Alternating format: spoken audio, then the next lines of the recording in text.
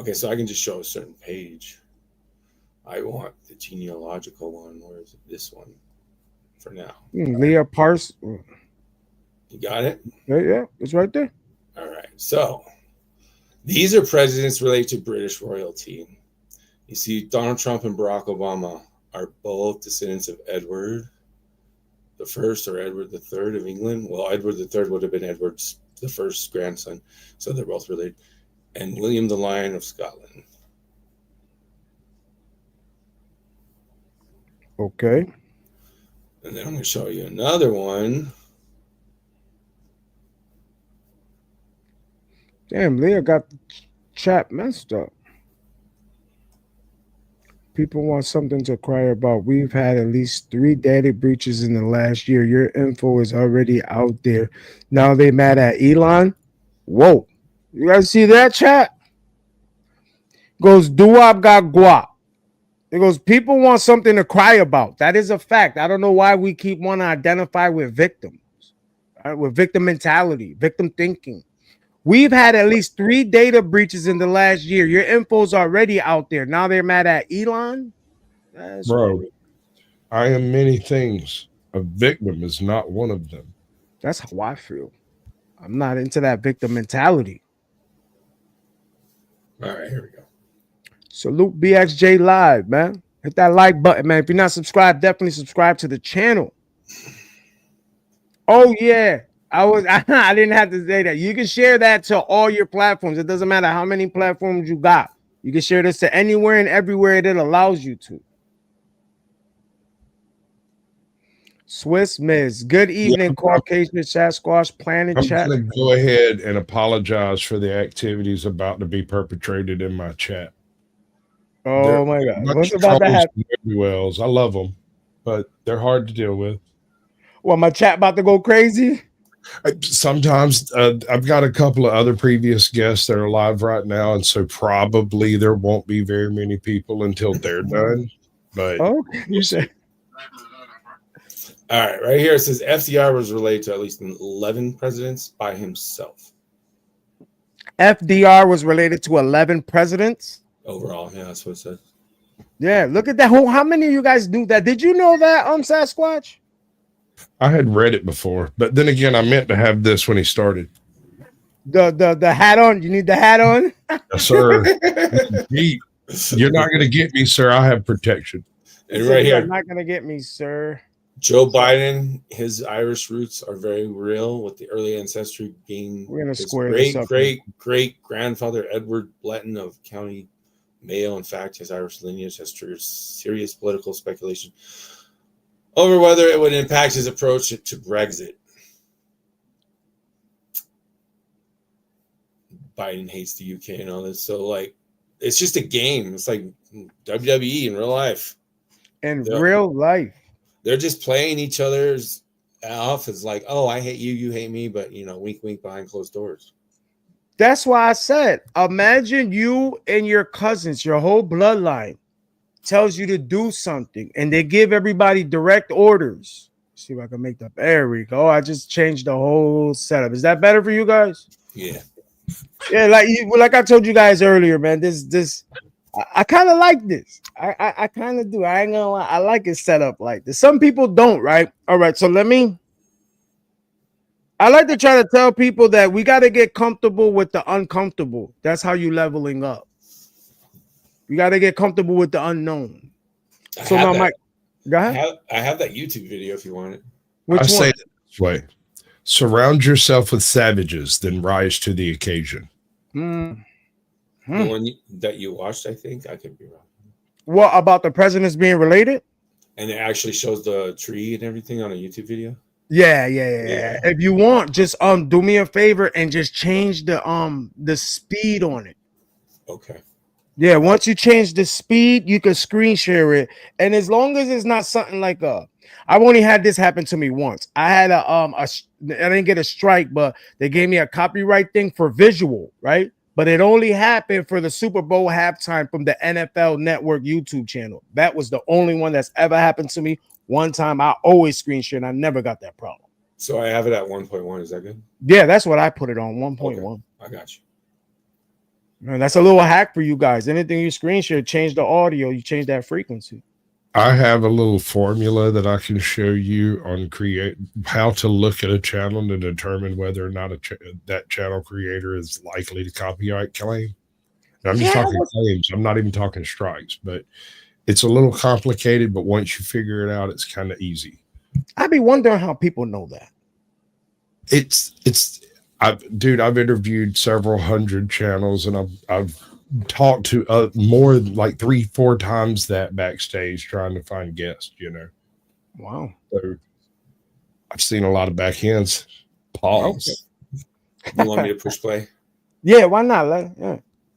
Hi, this is Matt Baker. This coming Monday is President's Day in the US, and therefore I thought it would be a good time to address the question, are all the US presidents related? You see, back in 2009, a young girl by the name of Brigitte Davignon made the news for having discovered that every single US president, except one, is the direct descendant of King John of England. Ever since then, whenever people come across this fact, they assume that something extraordinary must be at work. Some people even start wondering about whether there really are secret societies that control the world, or ancient bloodlines that continue to hold on to power. Well, here's the thing. The answer to the question, are all the US presidents related, is in fact yes. However, the problem is that we should actually be asking a different question. What we should be asking is, are all the US presidents more closely related to each other than any other random group of natural-born Americans would be? Because the answer to that question is no.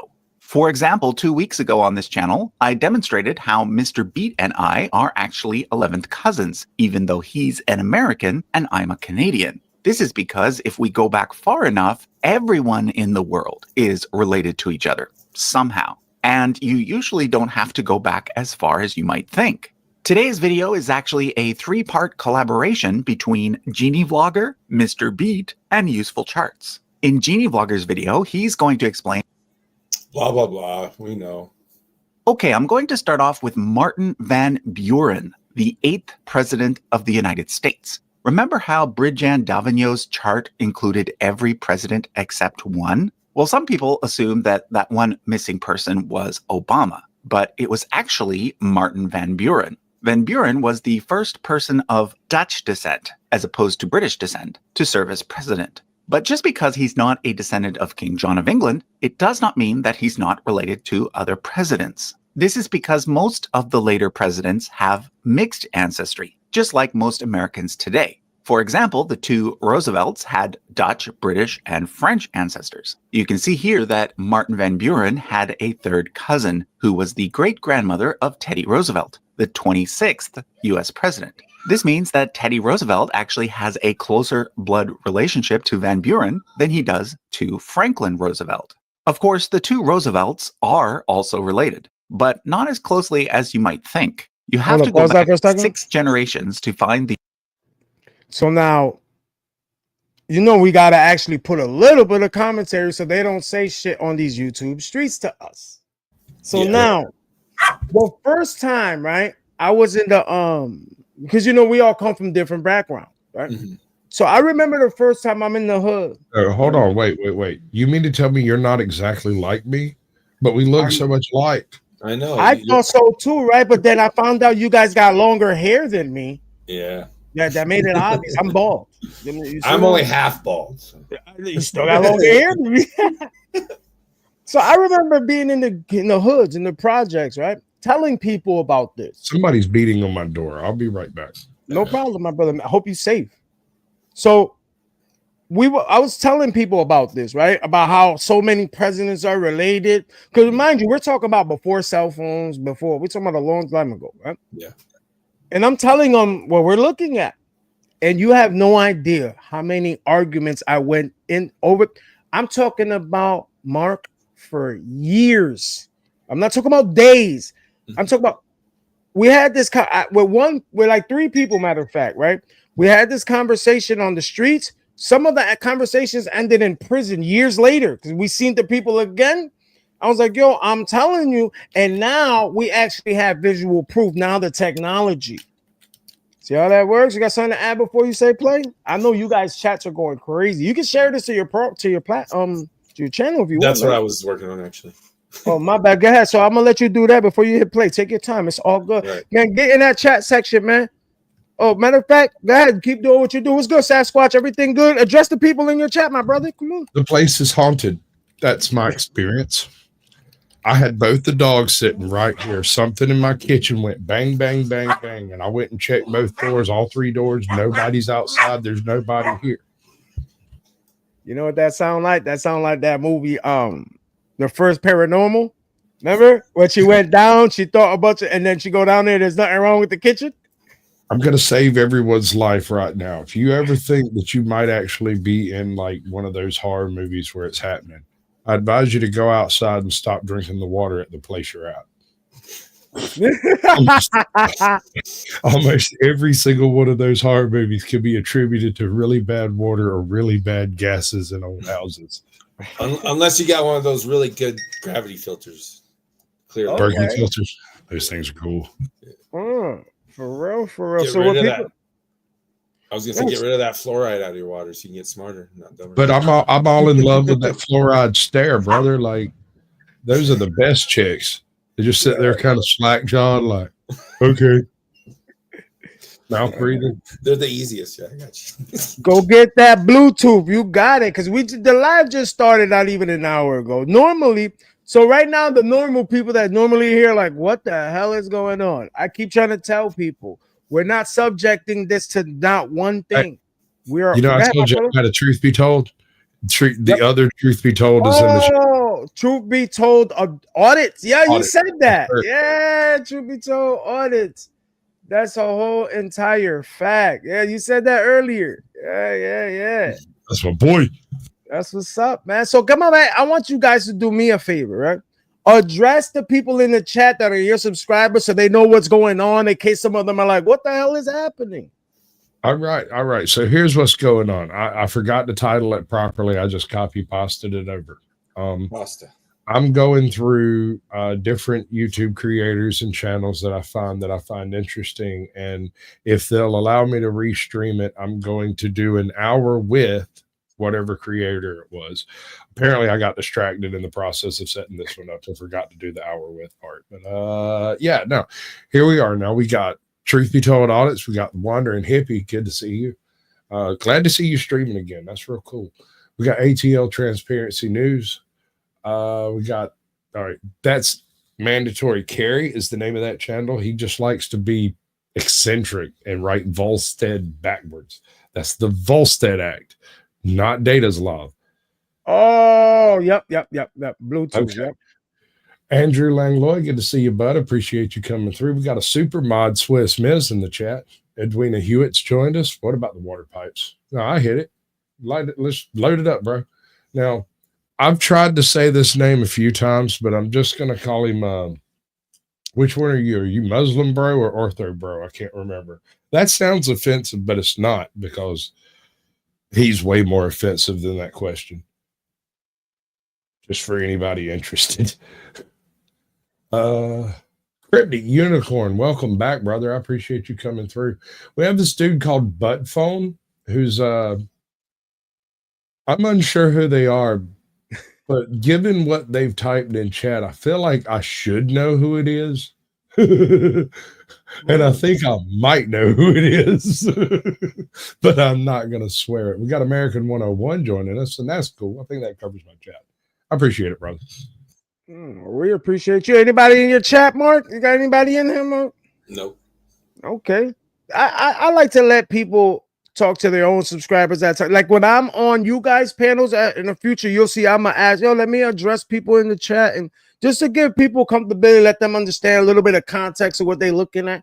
So over here, we like to talk about a lot of topics, different topics. So that's why you'll notice that towards the end of the title, it says something like open panel, open topics type of thing, because we don't like to be in a box all the time, even though we're in a box.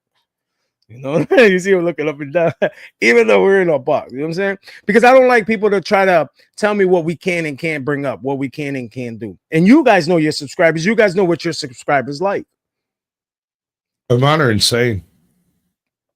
I've interviewed people from all across YouTube, left, right, center, rich people, poor people, people who sew things, artists, mechanics, You name it. You name it. I've covered a channel that probably does something like that.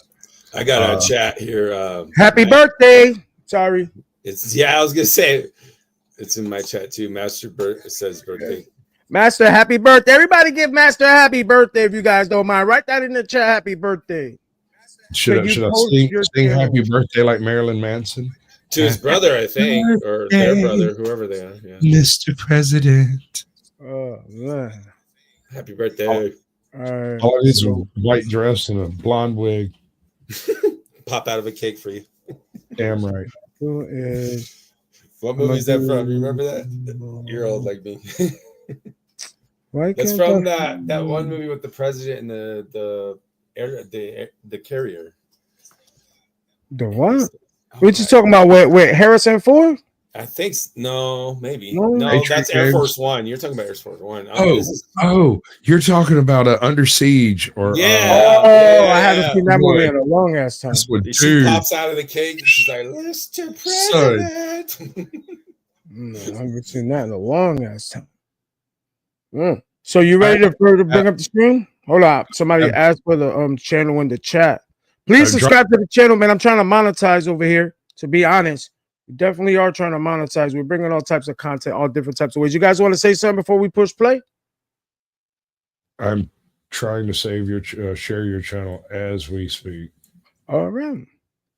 You can the Roosevelt ancestor that Teddy and Franklin share in common. That man was Nicholas Roosevelt. Teddy descends from his son Johannes, whereas Franklin descends from his son Jacob. This makes the two Roosevelt presidents fifth cousins. Another thing you might not have been aware of is that Eleanor Roosevelt, the wife of Franklin Roosevelt, was also a Roosevelt. Not just by marriage, but by birth. She was actually Teddy Roosevelt's niece. So the two presidents actually share a closer relationship through marriage than they do through blood.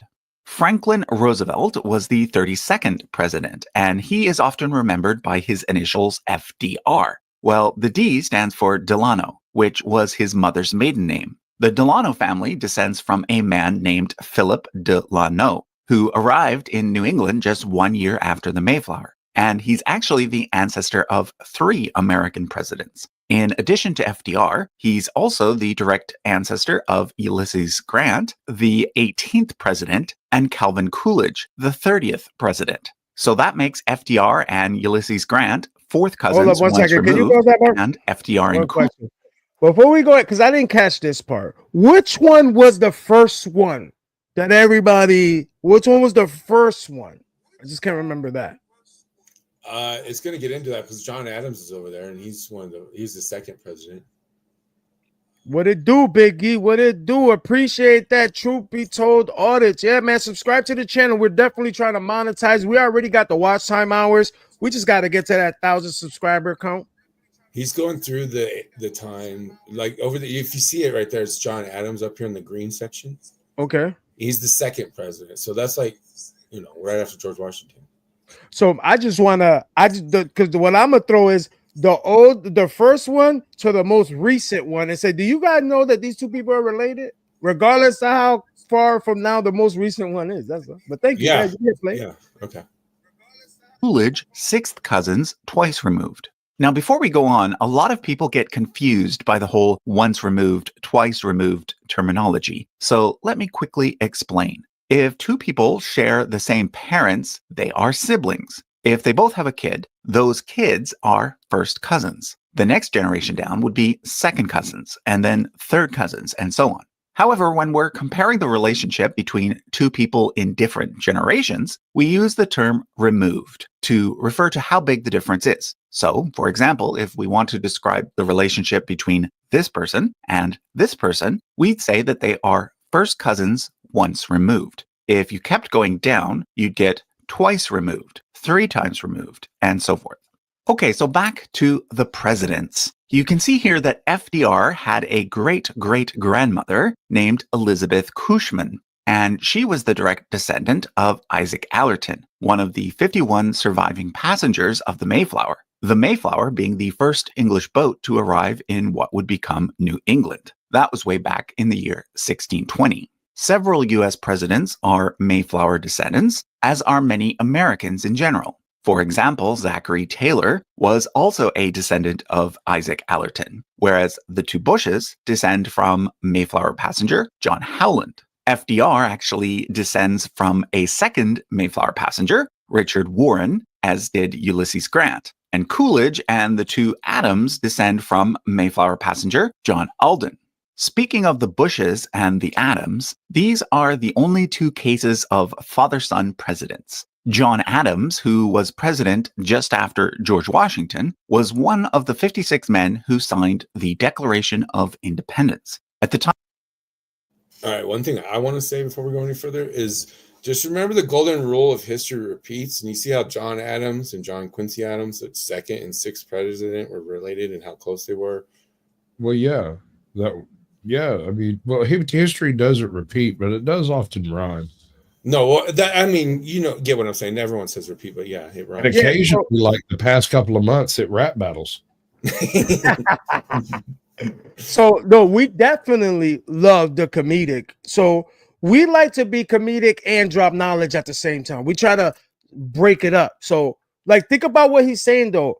If people don't know the history, then they're able to pull the same flim flam over you. They're gonna pull the same blanket over your eyes until you realize, hey, let me cover my mind. What are you doing? You guys agree with that or no? Yeah, but see, look, what I'm saying is John Adams and John Quincy Adams, that's grandpa and like grandson or something like that, right? And how many presidents in between them? Well, it doesn't matter because look at Bush, George Bush and his son. It's like that is correct. I didn't think about it that way. They're right next to each other in green and pretty much almost the same kind of situation. I mean, there's 4 presidents between them, but there was only one between these two. Yeah, that's crazy. That's only one between those two. And I think wasn't it on the father Bush like the head of the CIA? Yeah, he's the one that started. Contra Corps and all that. This is one of these moments right here. No, he's putting the hat back on. When the CIA comes up, I put on protection. Okay, come on. They be shooting us with those frequencies all the time. So he's right. Yeah, that's what we're doing back to them right now. We're hitting them with our frequency because once we band together, our frequency is unbreakable. Let's go, my guy. I like that. Time he signed it, his son, John Quincy Adams, was only 8 years old. But several decades later, John Quincy would go on to serve as the country's 6th president. He just said his son was 8 years old.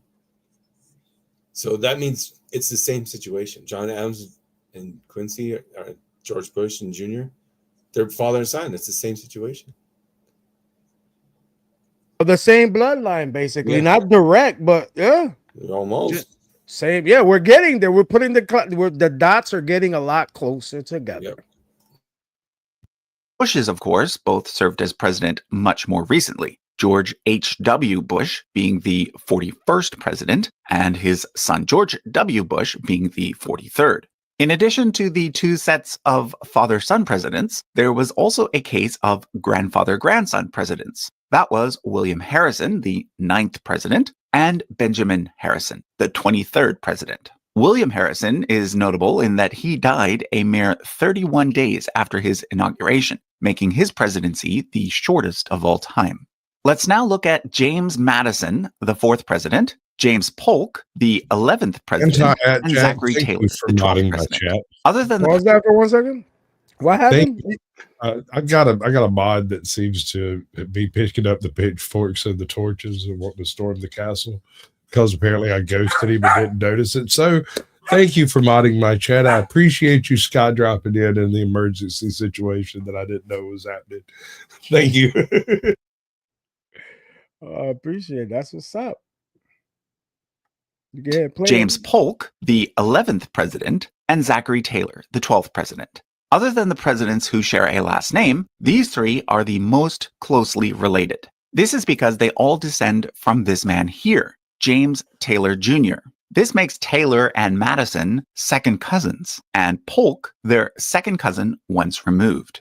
I'd also like to point out that Taylor's daughter Sarah was the first wife of Jefferson Davis, who, after Sarah's death, went on to serve as the first and only president of the Confederate States of America. the group of breakaway states in the South that ended up losing the Civil War. The Taylor family also connects to two additional presidents. James Taylor Jr. had a brother named John.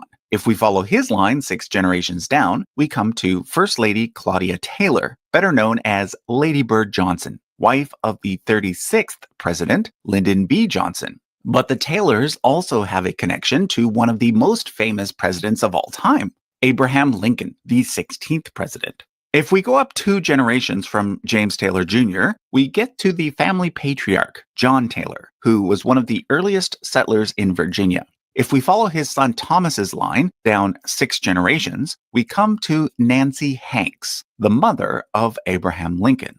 So that's Lincoln's maternal side. On his father. All right. You hear that? I personally have my own theory about the George Washington diaries and documented text, historical texts, and him talking about warning the Freemason society he was a part of the Illuminati Thomas Jefferson connection. Just Okay, something to throw out there. What was he saying? Hold on. You ain't just going to throw that out there. Give us some context. What was he saying and why did he give the warning? And after he's done, Sasquatch, if you know anything about what he's saying, we want to hear that too. I don't know anything directly about the presidents in all of this. I can tell you, coming from an especially ancient family that's had like everything traced since like, I don't know, 1100 or so. Yeah, no, I'm related to all of you and all of them. Like all of this. I am the Illuminati child because I'm related to everybody involved with everything everywhere. It's ridiculous. Once you go back about 8 or 9 generations, like you're related to everybody that's here today because everyone else died. Yeah, if you go back like that, something like that, yeah, I get what you say. Especially once you get around the Black Plague years, the families collapse down to like 1 or 2 children surviving from out of like 30. Yeah, and they don't. You notice how they never give us like direct story from that to here. Well, at least not where the education system I was in. Well, I'm not sure that's necessarily a conspiracy, but more along the lines of there like 1 person in 8 or something like that lived. It was an absurdly dark time, and so the people who knew things died. And hold up 1 second. Wait 1 second, Sasquatch. Hold up, Sasquatch. Hold on. You must have said something that the algorithm didn't like. It's not that nobody trying to. I heard you breaking up, so what I do is I just hold up. All right, now go ahead. You should be clear now. You're muted. I think you muted yourself. My sound software just dropped. But once you get through the Black Plague, most of the people who knew stuff or knew how to do stuff died, and the people who were left either had to be taught by someone who wasn't the best, right? Or they learned from basically picking up the tools and banging them against each other till they've seen it happen, like a blacksmith. A town ends up without a blacksmith, and somebody's got to go pick up the forge. A town needs a blacksmith. They need a miller. So even if you're not the best miller, if you've ever seen that material operate, you have a better shot than the dude down the street who's a fisherman. Thank you, Fiona. I appreciate the compliment. So now you want to say what you were saying about the book now, Mark? Can you put us on? Because some of us haven't heard of that, but personally, right, I've never heard of that book. It's not a book. It's in the Library of Congress. Okay. His diaries and stuff, documented, like the letters he would send and stuff like that. So why was he sending these letters out for the warning? What was he seeing that was probably about to happen?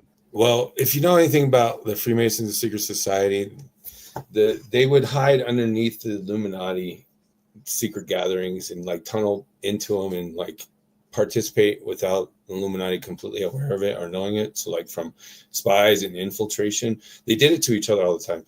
But the situation is they got word that Illuminati has always been like control the world, take over the world kind of people, right? Mm-hmm. And they're like, hey, watch out. They might, in the long run somehow find out to destroy this and just are playing along because they see an opportunity here to create a country that could take over the world. Yep, definitely. Appreciate the context. You could definitely hit play whenever you want, though. Father's side, Abraham Lincoln is related to the Harrisons. You can see here that the Harrison family starts with two brothers, Thomas and Benjamin, both of whom were, like John Taylor, early settlers in Virginia. Lincoln descends from Thomas, whereas the two Harrison presidents descend from Benjamin. I'd also like to point out William Harrison's father, Benjamin Harris V. He too is an important figure in U.S. history, being that he was one of the signers of the Declaration of Independence, and hence a founding father. His mother was Anne Carter, and through her, the Harrisons are connected to two more famous Virginia families, the Carters and the Washingtons. Anne Carter and Jimmy Carter are in fact related, but the connection is pretty distant, so I haven't shown it on the chart. Instead, I've shown her connection to the Washingtons.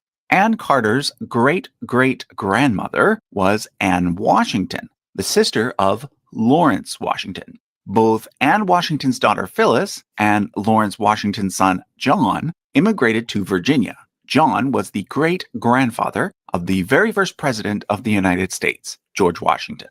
Okay, there's a few more connections I want to show you. Earlier, I mentioned Lyndon Johnson. Well, Lyndon Johnson is actually Obama's closest presidential relative. Both of them descend from a revolutionary soldier named Philip Ament, making them fourth cousins 3 times removed. Finally, there's Richard Nixon. He descends from Henry Howland, the brother of Mayflower passenger John Howland. But the president he's most connected to is actually by marriage, not by blood. In 1968, just after he was elected the 37th president, his daughter Julie married David Eisenhower, the grandson of the 34th president, Dwight Eisenhower. All right, so here's another connection I have with the Eisenhower thing. I know and have met Dwight Eisenhower's granddaughter, Laura Eisenhower, and I have contact with her. Is this in the biblical sense, sir? No, like an actual in person. I was not just checking. No, no, I've actually met her in person. I went to the Star Knowledge Conference in 2019, and it was in Aspen, Colorado. So the actual name of the channel is 5/5. The way I'm about to write it in the chat. So they're saying they can't click the link. So this is actually how the channel looks. The number 5, and then you spell out fifths. Or, and this is a little confusing, El Jefe. Or yeah, El Jefe. Is it El Jefe with a underscore at the end of it, all caps.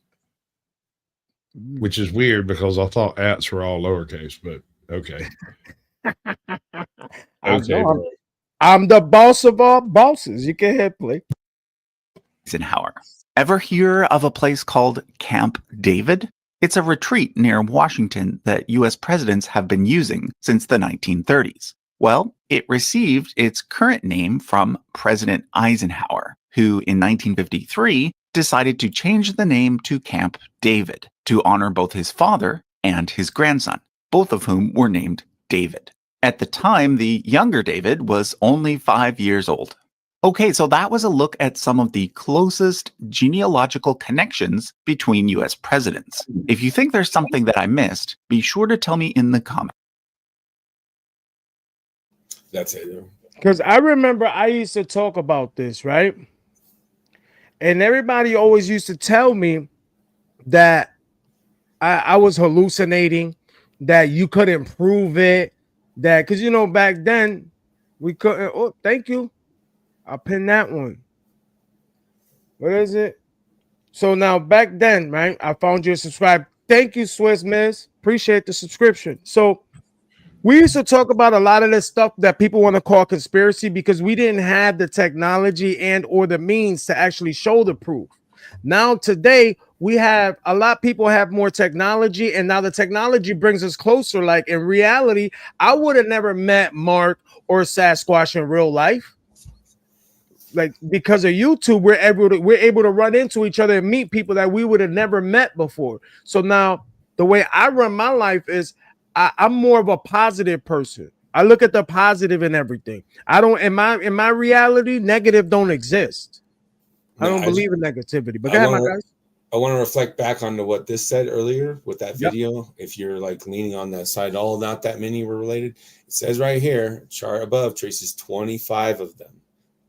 Okay, that's the chart that guy was pretty much showing you. 25 of the presidents were pretty much guaranteed related within the American. And how long ago was this? Like, was this made? This link? You know what we're looking at right now. Yeah, when was that made? That list. I'm not sure. It doesn't say. Let's see. Late publishing director rebukes peerage and gently said the following during the 2000 American presidential campaign. Harold Brooks Baker, the late publishing director.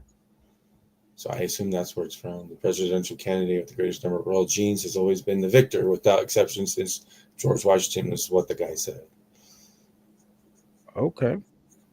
So now, like we just said, because there's so much back in the past that we don't know. There's so much back in the past that we do know and has been suppressed. So now this is about the time that you're gonna see someone like Sasquatch probably put on his new helmet. That helmet he got right around there. Don't get crazy if you start seeing him going upside down in a minute too. All that's going to be happening, and he's going to be talking at the same time. It's going to be crazy because I know that these brothers actually have info on what we're talking about, and we are going to divulge all this because the more we know, the more we can make sure that the same stuff don't keep repeating itself, and we end up making better decisions that's going to lead to a better future. Because if we stay uninformed, we're going to allow the same tricks to be pulled on us. Do you guys agree or disagree? Agree 100%. So this is why I keep saying all these barriers we have to be broken. I don't care if people try to create some separation by color, by class. I mean, if you got more hair than me, then I could go there. I'm with that one. You know what I mean? Because I'm bald. Yeah, it's not good. No, but seriously, the more information we share from each other is how we make better decisions because we're more equipped with, like, I like to use information like if it's weapons and I'm going into war. The more weapons I had, the better prepared I am, the more I am able to succeed. In preparation, I agree with you. You want to arm yourself with as many weapons as possible, but utilizing them as weapons is an erroneous concept. If you go in negatively, you will reap nothing but negativity. Say that again. If you go in negatively, you will reap nothing but negativity. Yeah, you have to go in with an open heart that says, yeah, there may be some shadows and things I need to work about and have my shield and weapon ready for. But you don't want to kill an innocent person, right? You don't want to shoot the guy who's you're trying to save in there, right? Or you don't want to shoot the guy that you're going to help. Yeah. Or that might help you. You gotta have the discernment like an officer would when he goes into an unknown place. Yeah. And I totally agree. And that's why, like, right now, some people are like, what? Like, no, man, we got to break all these social constructs. We got to break all that negative. Because so I'm saying, and my reality is all positive. The universe is always conspiring for me, never against me. It doesn't work. That's not how that thing goes. So you want to chime in here, Sasquatch, man? Because you're pretty quiet over there. You kind of sound like you're talking about an idea of manifestation, only you're saying the universe does it rather than you. Am I close? Well, I'm not sure I buy into the manifestation concept. No, I think he's saying it's a relationship. But I do buy into the idea of thought exercises. If you visualize yourself doing a thing, it becomes much easier to take the advantage of the opportunity when it comes along. You recognize it, you see it because you visualized it before. And you've worked out how it would look and what you would do and what the right. And then when that event happens, you might stand there utterly flummoxed because here it is in front of you, but you know what to do with it because you've thought about it. Yep. Exactly. You put that image in front of that third eye and then that mind's eye. Well, some of us call manifest, some of us call create, some of us call visualize. I really think that we're saying the same thing. We're just using different words to describe the same actions. Like, all right, so I don't know how many of you guys even listen or even know who Dr. Joe Dispenza. He is like a neuroscientist. There's a lot with the brain and all that, right? And he talks about how when you visualize it, like your brain doesn't know the difference from an image that you're putting in front of it, like a vision, or when it's experiencing it. So they say, like, let's say you want a new car, a certain car. They say write it down into the purest details. If you can, go to a car dealership, get in that car. Maybe take pictures of yourself in the car. Smell what the car smells like. Envision yourself, whenever you're driving, envision yourself driving the car you want, not the car that you're in. Does that make sense? Yeah, it also depends on what you're trying to manifest. I mean, Yeah. the bigger the dream, the more work, the harder it is. Yeah, the more you got to put into it. Yeah, the more you got to, as some would say, sacrifice maybe. I mean, it just depends, because sometimes you got to sacrifice things you do to get into the correct frequency of what you're trying to resonate with, what you're trying to be in harmony with. You might have to sacrifice having a Lamborghini right now to create free energy later. Yeah. So now you're going to have a Lamborghini later that doesn't run on gas. And then we could go pick up Sasquatch and the whole car is aluminum foil. So he don't need nothing on his head and he's okay. He'll feel nice and safe in there. Right, Sasquatch? Yeah, invest that money on building something instead of having a car that breaks down. And I'm sorry. I'm a little distracted because I have a puppy running around my feet, biting everything that he can reach. And then I have a 128-pound Mastiff who's playing with it. Oh, wow. So every time he steps over, it just slams into the side of my chair, and I got to like pick stuff up and put it back. Oh, so when that sound happened earlier, the Mastiff was next to you? They were right here. They were both right here. And some, I swear it sounded like somebody banged on the front door, and I went and checked all the doors, and there's nobody anywhere, but I don't know. Yeah, normally when it's like that, the dog is normally the first to jump, right? Usually, but he was being attacked by like a 7-pound monster. The little the puppy was said a 7-pound monster. They were distracted. Oh man, you guys are so funny, honestly, man. And because I live with real Sasquatch doing world champion hide and seek training. Whoa, yeah, that's crazy. Man. God, man. So tell me what you guys communities are about. Let's try to figure out how we can bring this thing together, man. Because I know we're in different YouTube sectors. That's how they like to say. Some people like to say the YouTube streets. I say the YouTube corridors because there's no tar out there. And I know the brother down there is really, look, you can see him. He's moving around. He got all kinds of stuff around his feet. So I know he said he got a live. What you got a live? You said tonight at midnight over there, Sasquatch? Is that what it is? 11:30 or so Eastern. Sam's always late, so it'll be around then ish. Yeah. That's Abyssal Musings, and it's Samuel's show. I'm just a guest. Samuel and Lawrence do that. Let's see. Sundays I have the Blast Radius with Captain Curmudgeon, and that's his show. I'm just the producer on that one. On Tuesdays, I have the Naughty Corner with AJOT, American Justice of Texas. Same situation. I'm just the co-host. And then usually on Thursdays, if I'm not completely exhausted by, real life and stuff, I'll do a Chilling with Sasquatch. Or sometimes when I come across a topic that is especially YouTube, I'll do a show that I call YouTube Slave Class, which is basically a discussion about a particular topic with an open panel with different YouTube creators that come up. That one's open panel. What's up, Truism? Welcome in. Lawyer Chick, good to see you. On the 3rd of April, I have a debate with Lawyer Chick who just joined the chat. And we're going to be discussing deportation and the optics thereof, right? Like how that works. Good, bad, evil, whatever, right? That's going to be on the Raging Tomatoes channel. Raging Tomatoes. Yeah, you come across her yet? Yeah, I just posted her chick. If you look up top, I put the smiley face. You talking about Lawyer Chick, right? No, I was talking about the Raging Tomato, but Lawyer Chick, she started a channel on her a couple of months ago, and we hooked up through Midlife Bro Logic's channel. So, I mean, it's all one big happy family over here, bro. We just That's troll each other and enjoy ourselves. We're not trying to hurt nobody's feelings, except for a couple of folks that are, committed because they're clever.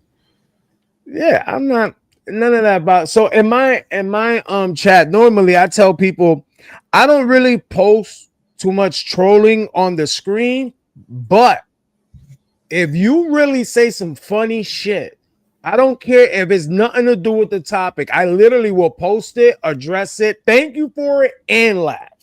I call it a participation trophy, and you're welcome. There you go.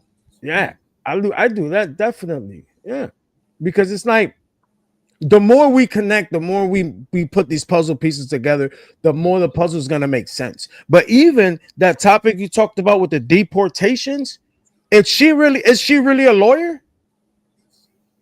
Yes. Oh my god, that's gonna be some awesome content. And we're letting Raging Tomato pick. We're doing a 2 panel type setup, and we're going to let the host of the show pick the second person for each side, and so it should be pretty interesting. So is the Raging Tomato in the chat section? Because I keep looking for it. No, she hasn't showed up. Gotcha. Actually, I want to say, hey, thanks. Live. Thanks to Mars Play stopping by saying hi. Swiss Miz, good evening. Found you too. Subscribe. Thank you guys. That's definitely a fact, because I know that deportation topic, man. And don't get me wrong, man. If people don't, because that's a real touchy topic. Well, I don't know about your sector, but over here in this sector, that shit get a little crazy. And I'll admit, I am very liberal in my acceptance of people, but and this is basically where I'll draw the line. If you came here illegally, technically you're a criminal. But if you came here illegally and you haven't broken any laws, then I have no smoke with you. If you were a felon before you came here and you continued breaking laws, get out. Right now, if there's any fuzz around that, we can hold them until we figure out what's going on, and I don't have an issue with that. But as far as being a criminal in the U.S. and you're here illegally, get out. Yeah, that we'll doesn't. Give you a bus ticket. We'll send you on the way. That's fine. Right. I'm good. Yeah, we do worse to our own criminals. Color don't matter. None of that. So this is what I tell people. I'm like, yo, even if you have a job, right? And you would technically be working under the table, right? I tell people, you know that company you're working for is actually robbing you. They're like, what do you mean? I'm making money, more money than they probably ever made. They're sending money back to their family. I'm like, yeah, you probably are. But maybe you're getting $25 an hour, but that job really pays 30 plus. But since you don't have legal documentation, they can get away with paying you less than what you're actually worth. Sure. That's the part that people are not comprehending. And not only that, but after you move here and you have kids and then they try to get jobs and then more people come in, the wage just gets lower and lower and you pretty much are a slave. All of it. I don't really ascribe to the whole they took our gerbs thing. Like that. No, I'm talking about the reduction of income of how much we get paid. That's the same conversation. No, you're thinking like I'm saying. Economics is more dynamic than that. If wages are, if jobs are available and wages can sustain it, the wages will be what it takes to sustain the jobs because the jobs are necessary and will be worked. Does that make sense? Yeah, but if they open the floodgates and they keep paying lower wages to people who accept them. Agreed. I'm not saying they're taking anybody's jobs. I'm not saying anything about taking anyone's jobs. I'm just talking about use these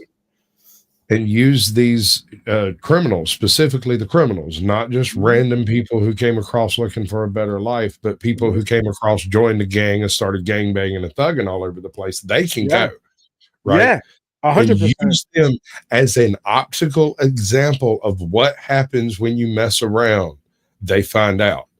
And you can learn by watching what just happened to this dude here, because we're shipping him through Gitmo back to his home place.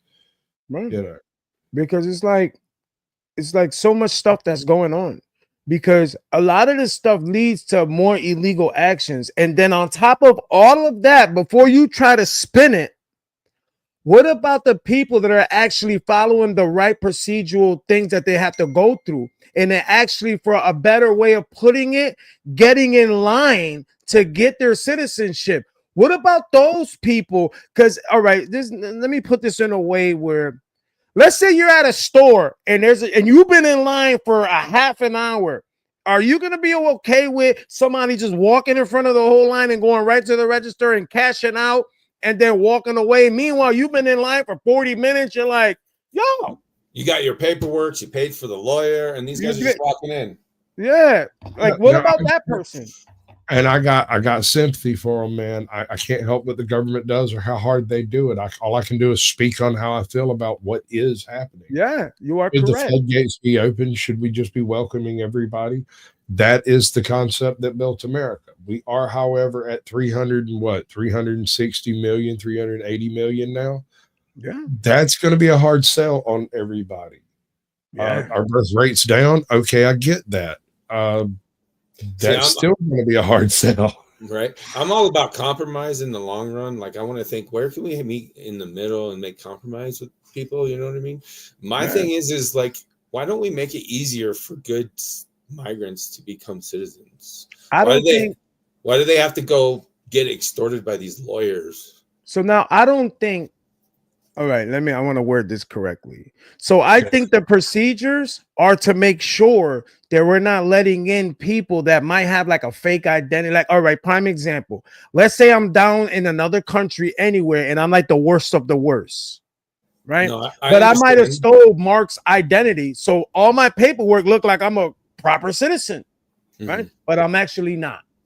I'm thinking that's part of it. But I've actually known immigration lawyers, and they add all those fees on top and make them pay for it. I was just talking about the process, not the lawyer part. I was just talking about the process. No, I agree with the process, but I don't agree with the extortion of money from them. That's the hell of a way to process punishment. Excuse me? The more extensive a process is, the more punishing it can be, and that's across the federal government. That's not just. I understand what you're saying, but I know lawyers. They will charge on top thousands and thousands and thousands. Look, lawyer chick is agreeing. You know, immigration lawyers take advantage of people's desperation. She's agreeing. She goes, the system is old, complex, and broken. I've known them. I played Magic the Gathering with some of these dudes. Oh my God. Don't say that out loud. Because people like me, they're not going to hear nothing past the game you just said. They're going to hear nothing past that shit. No, but like, they're nerds. They play games, man. Trust me, I'm a nerd. I'm just a different looking type of nerd. I told you my favorite show is Stargate. I'm not lying. You know, that's not. I watched them all. I'm totally down. We should do it. We should totally do the Stargate watch party. We'll do the thing. That's a real thing. It's just ad movie situation. Yeah. Well, let's do that crap. I'll try to get Jay Verlo in on it. We had an argument about the movie the other night. I think the TV show is the best. I like the TV show over the movie. Okay, can I have expose a guilty secret in my heart? Come on. I loved all of Stargate. Don't misunderstand me. But my favorite was Destiny, Stargate Universe. Oh my God. Do you know why? It's real easy. I liked it all. I liked the whole thing, but I liked the way they went from SG-1 to Atlantis and then to Universe. And I believe there was another one. It only had like a couple of Origins was a movie based out of the SG-1 series. And then there's a couple of other ones too. But talk to me about Universe. Come on. All right. So the reason I love Universe so much is it's based around what at the time was an old video game. Right. Yep. This was a video game people have been paying for years. And this one dude, he's like, I think I figured it out. The whole thing is a puzzle. And once you solve the puzzle, you get the answer to the game. And I don't know what happens after that. And everybody's like, you're crazy. You're nuts. It's an old game. It's stupid. It's just broken. The level's broken. And he goes home, he solves it, and he hears a noise on his front porch, and it's Jack O'Neill. Oh, solves it. Now, and homie shows up on his front steps going, we need to talk to you. Oh, so you're talking about when he was playing the game, when he was sitting at mom's crib. Yeah. And then he got mad because the game started all over again. He's like, what? I just beat the game and I'm back to the beginning. He didn't know that shit sent the signal over there. Yeah. Jack shows up. He's like, we need to talk to you. He's like, no, and tries to shut the door.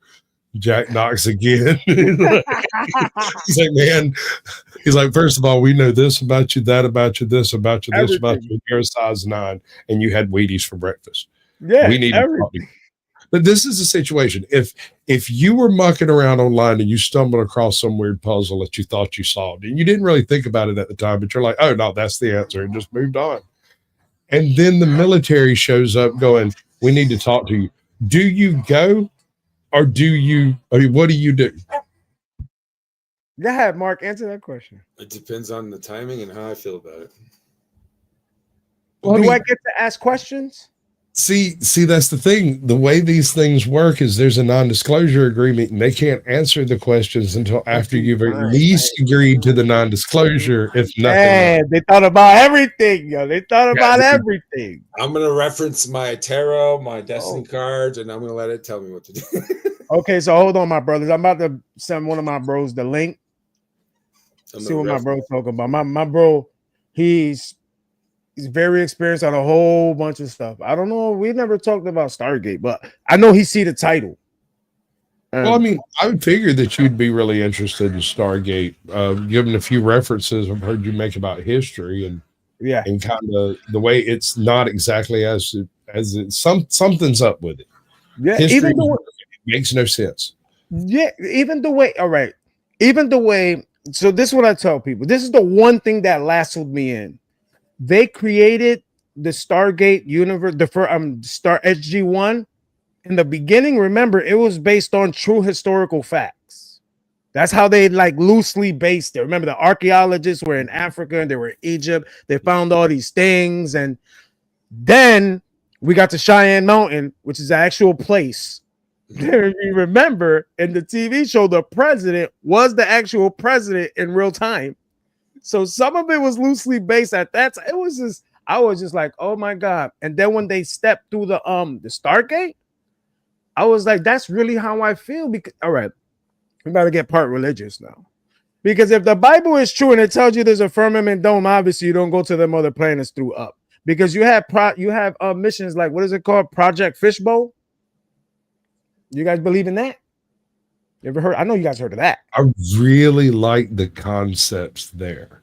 The only issue I have is there is no current mathematics that allows for that type of travel. There is nothing in the natural universe that is observable from Earth that says that's a thing. And I'm really worried that God's first commandment of go forth and multiply is really the only one that matters. And we're supposed to be going out there instead of staying here. Yeah. And that's possible because we have a whole bunch of different. Oh, my bad. Go ahead, Mark. I was going to say the firmament just means the ozone. That's all that means. Okay.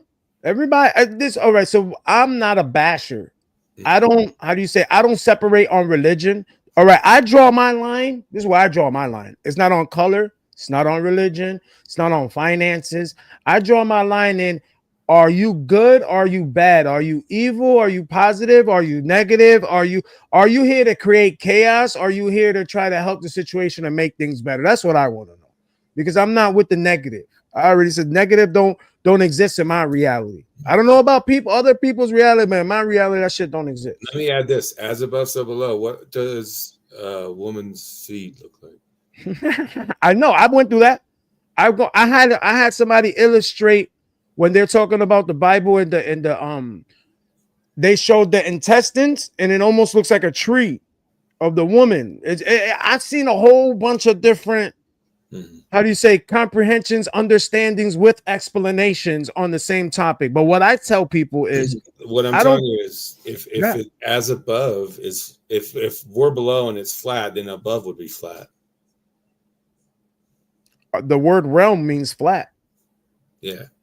The word plane means flat. But so, that could be a 2D perspective of thinking about things and not a 3D perspective of things. What if because our ancestors wrote things down in a 2D perspective? What if, and stick with me on this, the universe isn't three-dimensional, but there are higher dimensions, and we're trying to understand things we don't have an accurate perception of, but we have a ghostly understanding of, like quantum wave function. Like these are things that when you try to discuss quantum wave function and the actuality versus the reality of the potential conversion, people just glaze over and stare off into space and wait for me to stop talking. So like Right, that. no, because I was listening to everything you were saying. I was waiting for it. I was like, I'm not gonna say. No, because it's like I think some of this stuff is created in a way to make people separate. So this is what I was saying, right? I don't care what religion you believe in. I don't if it makes you a better person, then I'm all for it. I don't care what you believe in. I don't care if you believe in that bed that's in front of you. If you believing in that bed makes you a better person and helps the people around you be better, then I'm all for it for you. That's on you to believe. That's not on me to control you. You know what I'm saying? Is I don't feel like my beliefs needs to be projected on you. I'm not into that. You know? So it's like I like to listen to what everybody got to say because what we know is a lot of the stuff we learned in school. A lot of that shit was false. Yeah, A lot of that shit was propaganda. Because if they really wanted to educate us, you know what's something that they should teach us? Well, they didn't teach us in my school. Is how to do your damn taxes. Right? When you get a job, how to do your damn taxes. Taxes for the first time in her life. Like she's got a job. She's had a job for a while. Suddenly she's got to file taxes. She's like, Father, would you go with me to file taxes? I'm like, sure. If you found somebody to do it. She's like, yeah, my mama suggested somebody. I was like, okay. I go over there and I sit and wait for her to come out. She comes out. She's, she had all of the stuff. Everything was fine. She come back. She's like, how does anybody figure out how to do that? And I said, well, here's the thing. You're not supposed to know. It's a specialized trade and it's specially designed so that people can't just do their taxes. And here, let me give you a bigger secret, honey. When you get your refund back and they tell you that they can get you the biggest refund, it's typically because they arrange it so that they take the most money from you during the taxation. Yeah. Right? A lot of people don't realize that when they say we're going to get you a huge refund, they're going to take more money out of your check a week so that you get that. You can get it back right today. You will give you money today. All that instead of saying, listen, you can take this much, or we can take more from you, which means we're going to give you more back. Why? Because we took more from you. Yes. But people, they don't even teach us that. Go ahead, which goes to the foundation of this country in the after the Federal Reserve and all that was established. 1913. Yeah, and all the late 1800s of labor issues and labor laws and treating people and riots and stuff. It's a lot, man, because we have developed a system into marketing everything. Even time. I'm going to sell air. Yeah. No. That's the next thing. That's the very next thing. I'm going to sell it. To Mars. I'm going to sell it to Mars. The one way to radicalize me is to convince me I'm in a Mel Brooks film. That's the hill I'm willing to die on, bro. Revolution. Let's burn this joint. Oh, man. Because, in a minute, we're going to be paying for our thoughts. In a minute. That's how. So, you guys, it's almost like, how do you say? I don't know. Now we're going to get into some crazy shit. So now some people believe that everything that's being done, that they have to some way, some sort of how show us what they're going to do before they do it. Something like The Simpsons, maybe. You guys know what I'm talking about?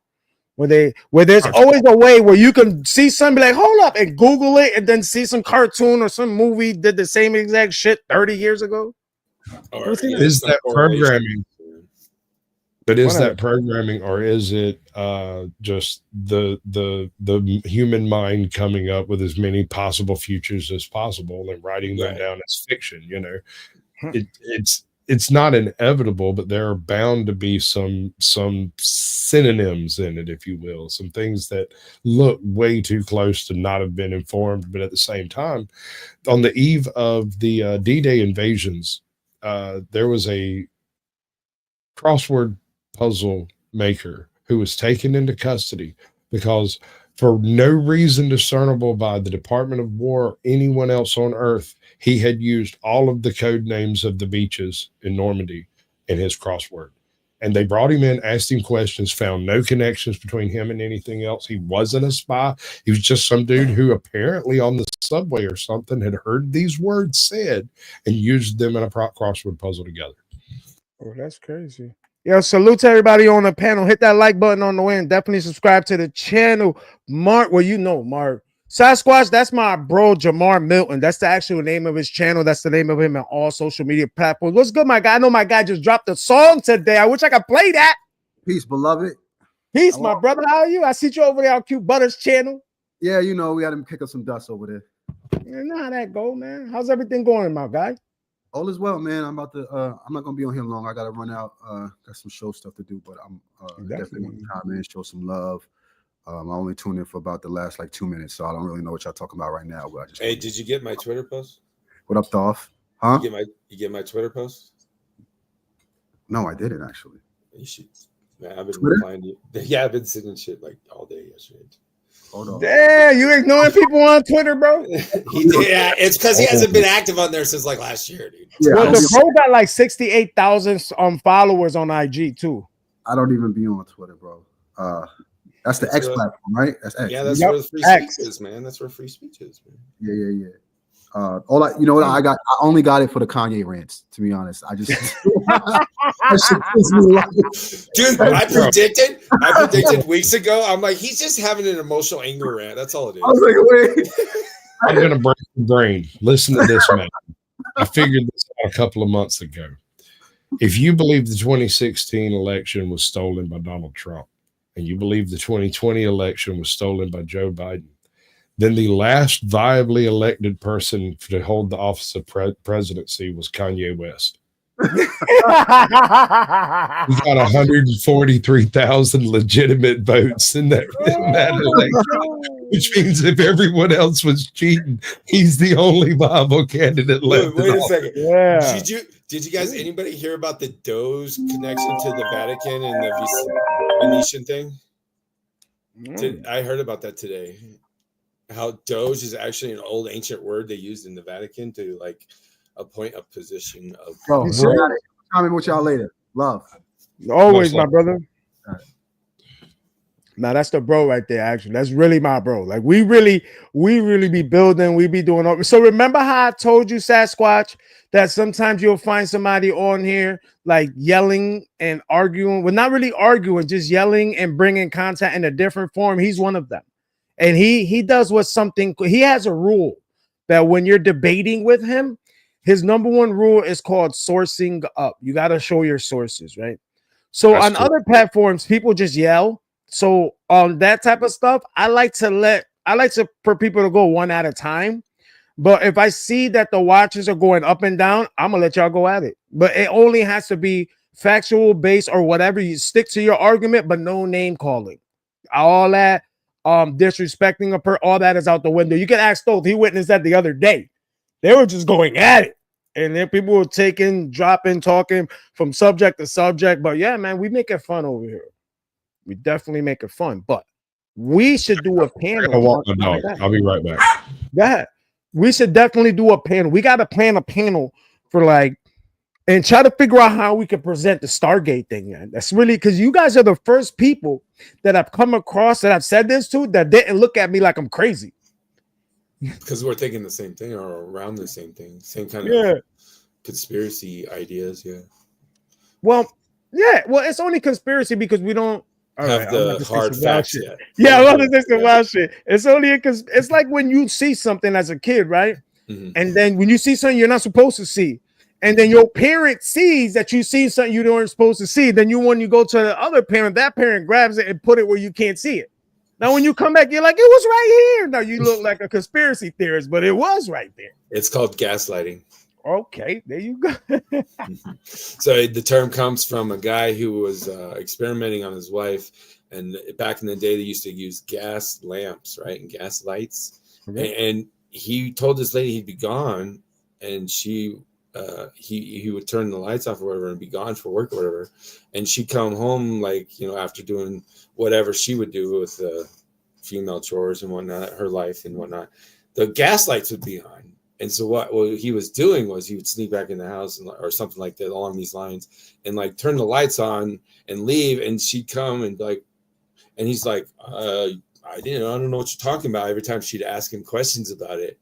And it was like an experiment to figure, and mess with people's heads. And he called it gaslighting. So that's where the term comes from.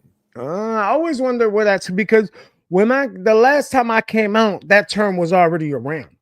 And when people were saying, I was like, "It's what?" I was like, "Oh, okay, I got it." But I never thought to ask where it came from or anything like that. But you know, even the type of all right. So now I would love, like I told you, I would love to do a reaction even on a movie, but I don't want 2 or 3 people. Like on the movie, let's do a panel like 9, 10 people, 8 people, some crazy shit, right? So now I would even like to do some on the TV show because even the way I haven't watched all the TV shows, so I would like that. I watched them all. I watched more than once. I just watched the movie, really. See, I saw some of the episodes, but all right. So I was with the movie. This is gonna sound crazy. Who was that? Kurt Russell, right? Was that Kurt Russell? Who was that? Yeah, it was. He was. Escape from New York guy. Yeah. Yeah, Kurt Russell. Yeah. So everything was cool until they called him Jack O'Neill. Yeah. When I seen that, I was like, "Oh, I can't really resonate with this guy."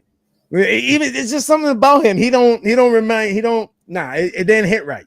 And I really think that's why that movie didn't do what it was supposed to do.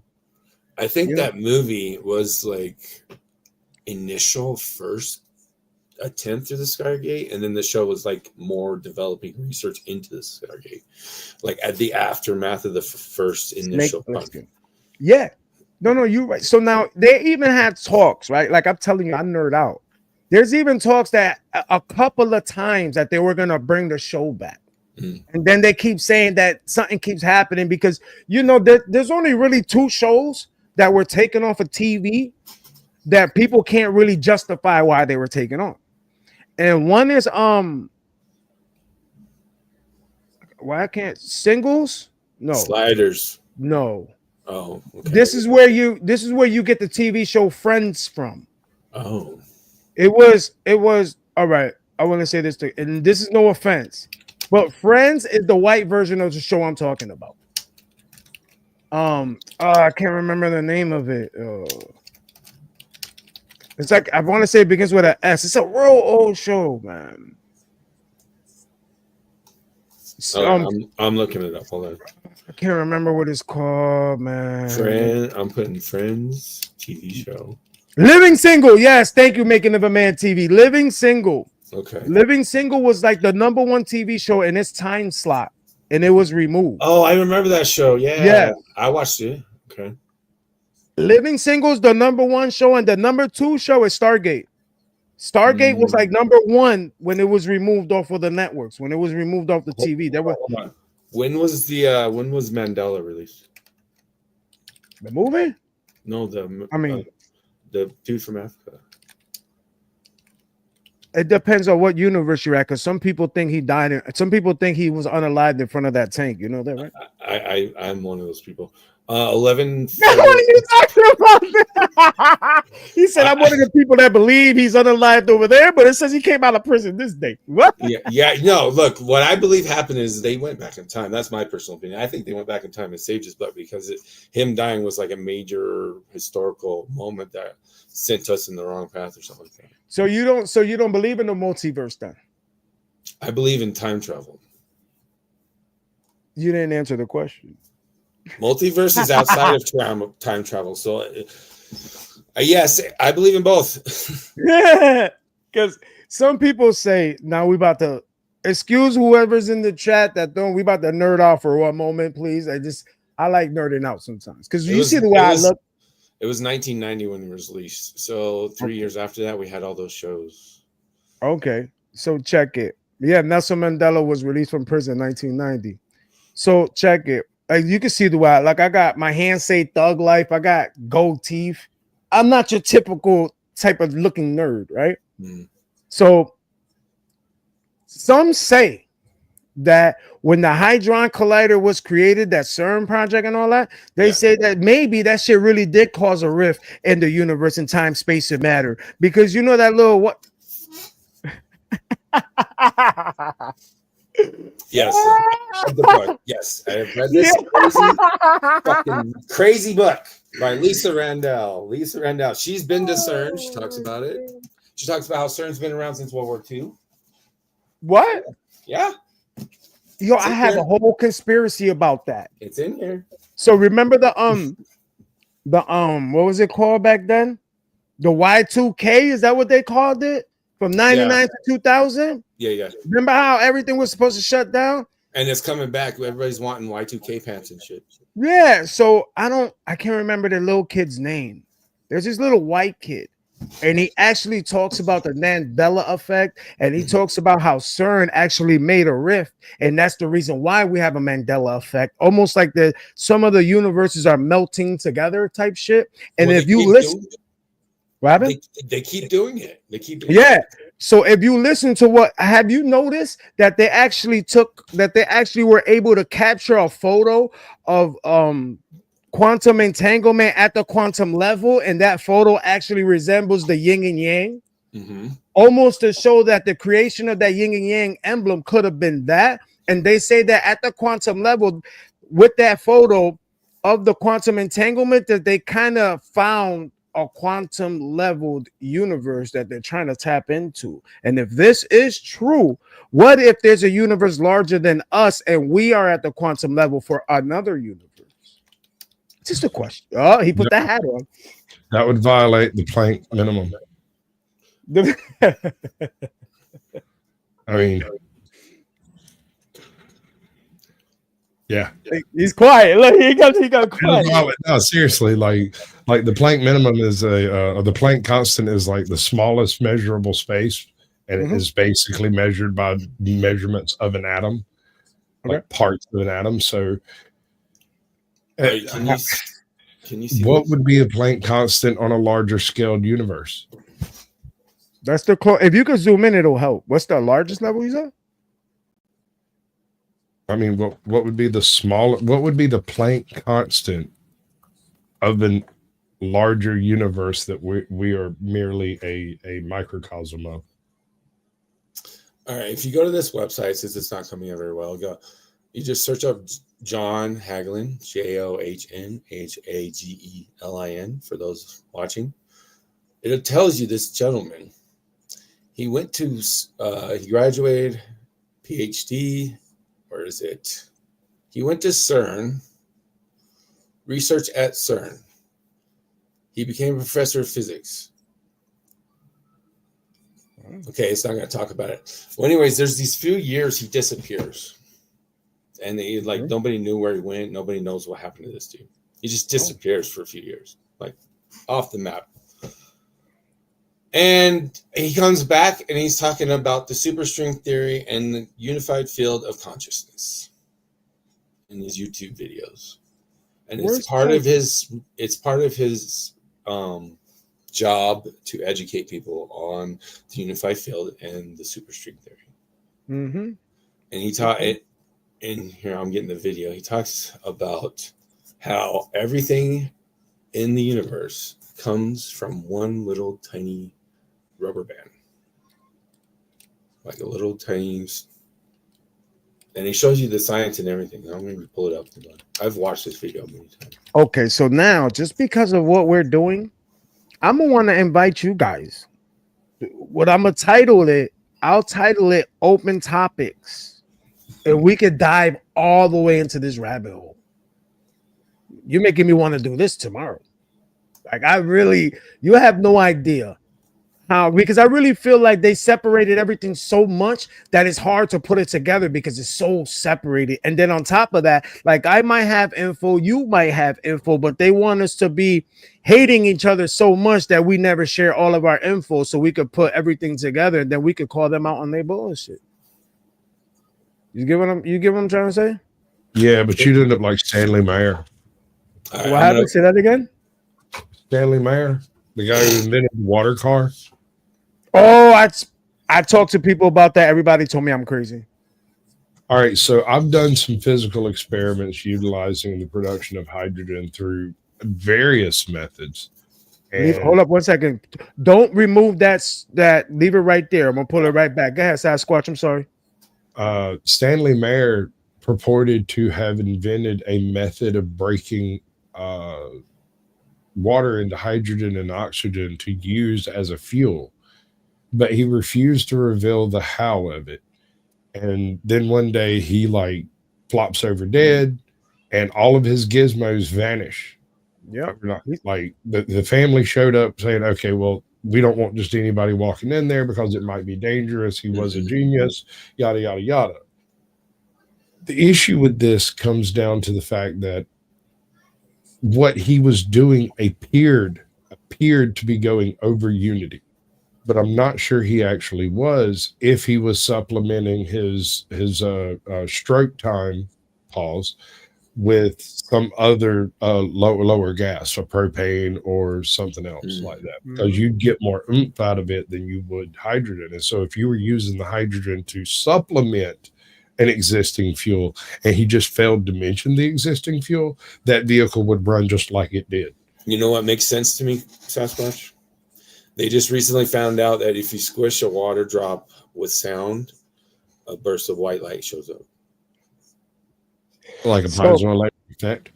Yeah, like a white boosh shows up for a few seconds. So you guys heard of what is it, Stephen Greer, I think his name is? Yeah. Yeah. You see how he talked about he did one too, right?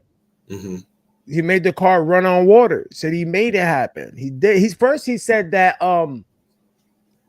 he put a rocket on a Honda Civic, I think he said, and he was driving around the city with the thing.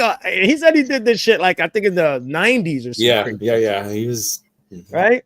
So even people that are in my sector, I talk to people about him, and they're like, "Who?" Then I show them a couple videos. So I don't tell them that he worked for the government at first. I leave that out because I just want to get their actual perspective on what he's saying, what they think. And then this guy is crazy. You listening to this lunatic. And then I get to the part how we used to work in, what is it, Area 54 or whatever, 51, whatever it is, and all these government contracts, and how he used to have all these security. I was like, he could get through all these places where you and I can't get through, bro.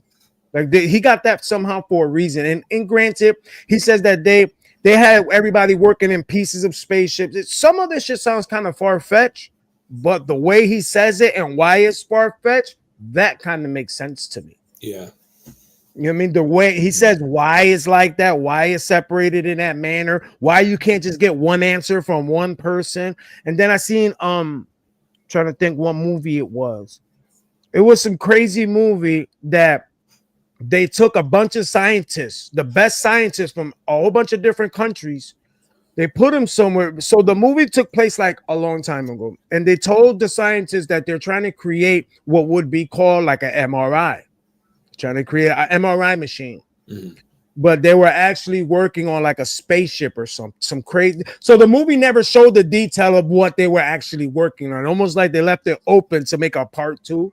But like the part 2 never really came out. The movie didn't get too much, but it was some crazy shit. It was almost based on what Stephen Greer was talking about. Same type of scenario. Do you remember Chain Reaction? A Keanu Reeves film from like, I don't know, late 90s, early 2000s.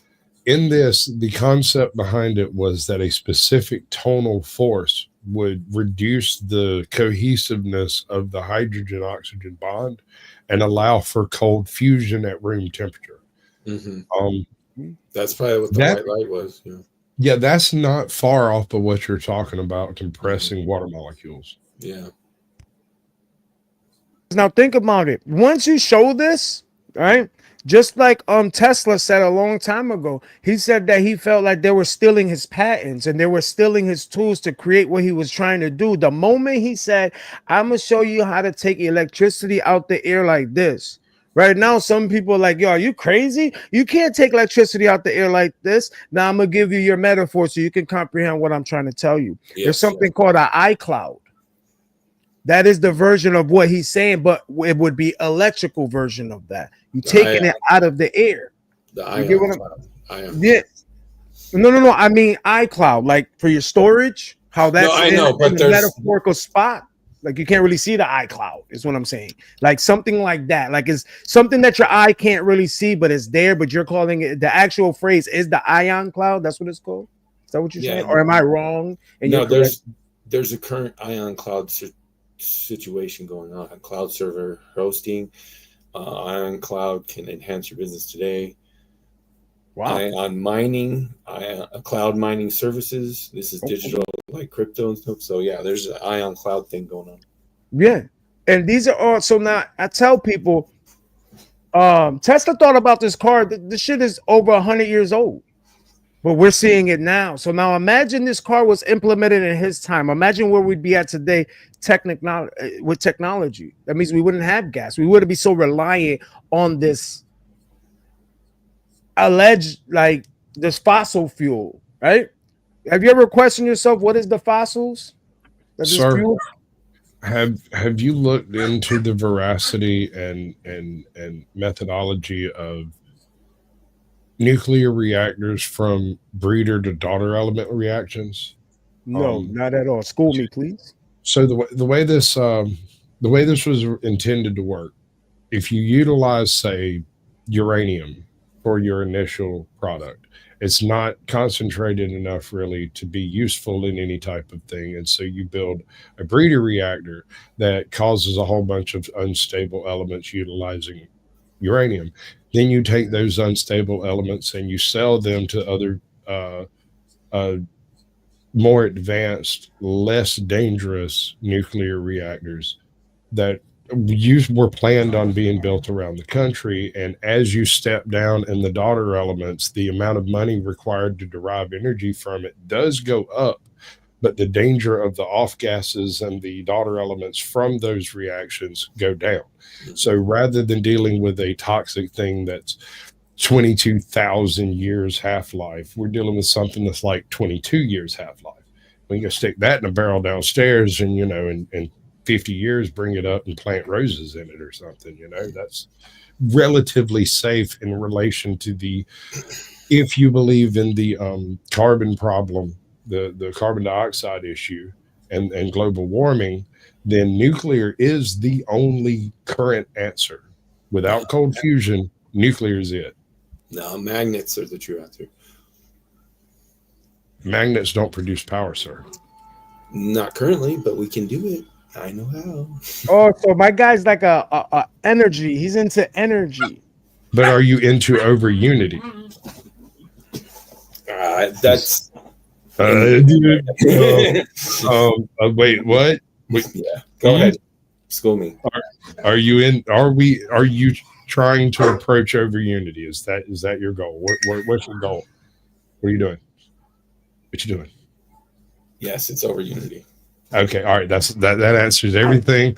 We now know where we stand with each other. I'm not saying it's impossible. I'm just saying with modern technology, it's highly unlikely. No, I know, but there's other things that are coming out. New things. So I think that things were already out. I just think that now we are gonna be privy to it. I think they knew about it and they're just like, oh, we have to let them have it now. Okay, fine. Whoever figures it out first gets it, whatever. That's what I mean. Like, we're just gonna be privy to it now. They always have, like the Jetsons. That's always been a thing.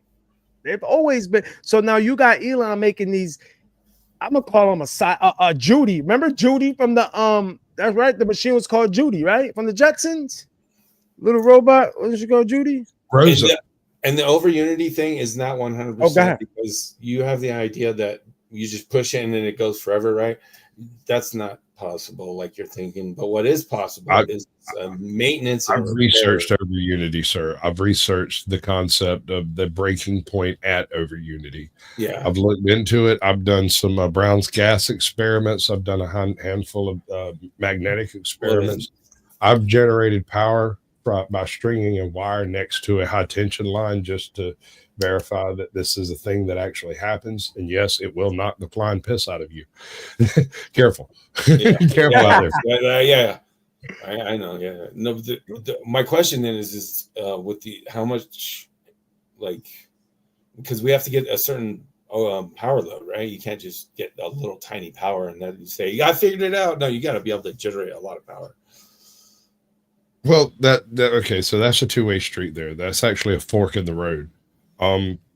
Generating over unity power to any level would be borderline miraculous. Even if it took a mountain of power to make it and you got this much more out of it than you put into it, would be miraculous. Yeah.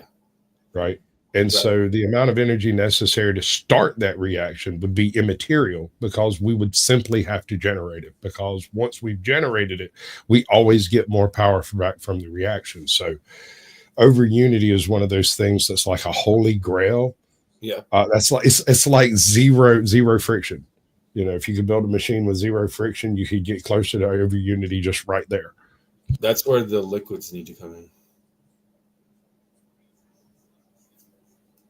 Yeah, we saw it. Me and my brother think about this shit all the time. So no, hold on. Don't stop right. Oh, you just moved it. Come on, no. Go right. Go stay right there. That's where the liquids come in. Elaborate a little bit. Don't just stop. I can't say anymore because. Oh, all right. Never mind. All right, then let me hypothesize on those liquids you're speaking of. Magnetic mixtures that react to the magnetic area so as to neutralize the movement of a core. In other words, you'd be able to create a virtually almost frictionless bearing of sorts, because there's no actual contact in there. It's all magnetically manipulated fluid. Mm-hmm. Yes. Okay. Yeah, I don't need to say anything. Oh. The problem is containment.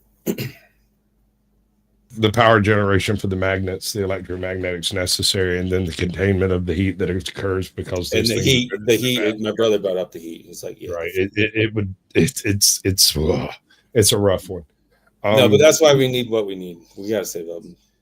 Sure, we got it. We just got to work on it, and then Grok and the AI, they'll help. And the robots. And you know what else you might need? You might need a couple of more people that probably has a puzzle piece or two that you just not privy to. Maybe somebody has certain technology that you just don't know about that can help implement your plan or your idea and make it a reality. Maybe there's like one little thing that you just don't know about, and they're like, or it's one little thing that I told my brother about last week. Or it could be that because you didn't know about that thing 3 weeks ago. Yep. A month ago, 2 months ago. You know what I mean? It could be that. You are correct. It's crazy because my brother's so smart, and I'm like, and then I give him solutions. It's weird. That means you guys work as a team together. That's how that works. No, it's just when you want to solve a problem in the most efficient way possible, give it to the laziest person you know. No. See, you're laughing, and that's the actual fact, because the laziest person is going to find the most shortcut possible way to do it. People don't get what he's saying. So, in other words, if you got to run 20 miles, get that job to a lazy person. He's going to try to figure out how to make that shit one. Yep. He's going to figure out how to make that shit 1 mile. I want to work easier, not harder. Thanks, bro. Yeah. I don't want 20 guys pushing this. No, let's go find one robot. Yeah, some people don't get that concept that if you want to make something easier, give it to the laziest person you know. They will figure it out. Yeah. They will figure it out. So now let's get back to what you were showing now. All right, so this is a beautiful thing here. I love this little presentation here. Okay, as if it's on YouTube, just make sure the speed is changed. Oh yeah. Thank you for. Yeah, we want to make sure that this video stays on public and we don't have to trim nothing through YouTube Studio, so everybody could get the full context. And thank you for all the subscriptions, man. We're trying to get to 1,000. I appreciate you guys. Hit that like button, man, and get in that comment section. Let us know what you guys think about this content, and or if you have anything to add on. Let's go, my guy. All right. Force fields, matter fields. Matter fields is like, the actual matter, and then the force that makes matter do things. Waves of vibration, like an ocean, supporting smaller waves and higher frequency waves and slower, lazy waves, representing different energies, different mass particles. So in a sense, it's extraordinary that one relatively simple concept of a quantum rubber band, or more precisely, a universal ocean of intelligence of being that percolates rubber bands, that one concept explains the details of our universe. So the picture is really more like this. You have this universal entity, this abstract, unmanifest, silent ocean in waves of vibration, rising in waves of vibration that appear as the universe, and all of the ingredients that we see in the universe is just striking the different tones of the unified field. All right, do you see the Jewish candle? Not that word. My Small bad. Hats. Small hat. Sorry. Small hat candle. I'm not talking bad about it. I'm just stating. No, I know that for some reason the algorithm don't even like the word. You can't even make the sound. Yeah, my bad. The J candle. All right. Okay. Okay, one more point before we end the physics lesson. Come back to consciousness. In addition to these superstrings that percolate from this ocean of pure intelligence, pure existence, pure being, the unified field also has the incredible capacity, incredible capability of percolating entire universes. And these universes begin as baby universes, infinitesimal bubbles, but lots of them, like ginger ale. About 10 to the 144th bubbles per cubic centimeter per second. That's a lot of baby universes, and most of them are duds. Most of them pop, they disappear in a burst of energy, but under the right circumstances, some, like our own universe, start to grow exponentially. It's called inflation, and spawn galaxies, like our own Milky Way galaxy and billions of others. And each galaxy, like our Milky Way galaxy, with hundreds of billions of suns. Many, most with planets, perhaps many of those planets teeming with life, as is our own.